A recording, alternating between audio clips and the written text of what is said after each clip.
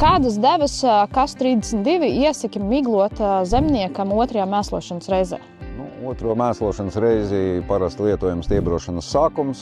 Lai izvēlētos devu, jānovērtē sējuma stāvoklis ir, uz kādu ražu mēs ejam, teiksim. Orientējoši otrajā reizē mēs liekam apmēram 180 litri kasu. Varam arī pēc tam iedot kasu, teiksim. Varam iedot kaut vai 20 litri, 30 litri, ko nevar panākt ar cietiem minerālu mēsliem, teiksim. Varam pievienot klāt arī fungicīdu, teiksim, kasam, teiksim, 25 litri, 30 litri, teiksim, jo kad mēslojam augus, otro kārtu mēs parasti iedodam maijā kaut kad. Slāpeklis darbojās mums kaut kādu 3 nedēļu, paliek vēl jūnijas, jūlijas augam, un ko tad viņš bez slāpekļa.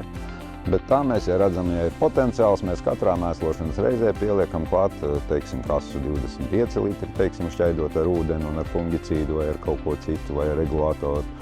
Un tā mēs augam iedodam slāpeklīti.